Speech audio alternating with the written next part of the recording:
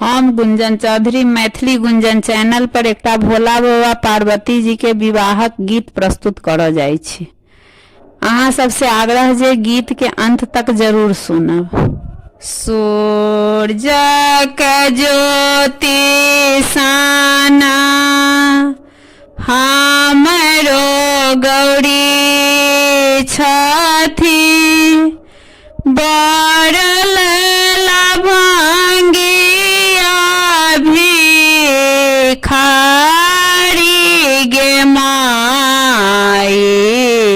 सूरज के ज्योति साना हमरो गौरी छथि, बरल लभंगिया भिखारी गे माई। काना लगली खीजा लगली गौरी मनाइना, झहरानी नाइना सोनो गे माई। काना लगली खीजा लगली गौरी मनाइना,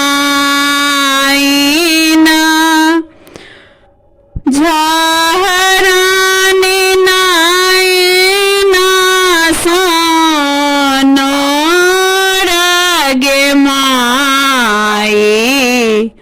एही बरसा गौरी नहीं बियाहब,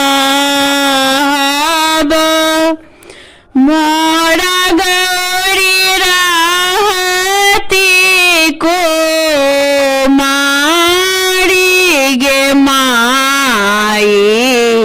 एही बरसा गौरी नहीं बियाहब, मोरा गौरी रहती को मारी गे माई। तीन भुवन बर कतहु न भेटल, बरल लभंगिया भिखारी गे माई। तीन भुवन बर कतहु न भेटल, बरल लभंगिया भिखारी गे माई।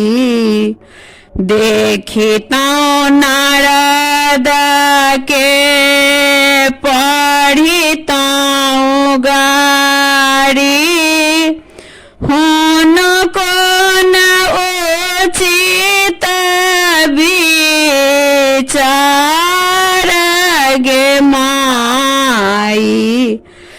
देखितौ नारद के पढ़ितौ गारी, हुनको न उचित विचार गे माई। जोनी कानो जोनी खीजो हमरो मनाइना, जोनी पढ़ो नारद के गारी गे माई। हमरो करमा में इहो बड़ लिखल ली लिखल मिटल नहीं जाएगे माई, हमरो करमा में इहो बड़ लिखल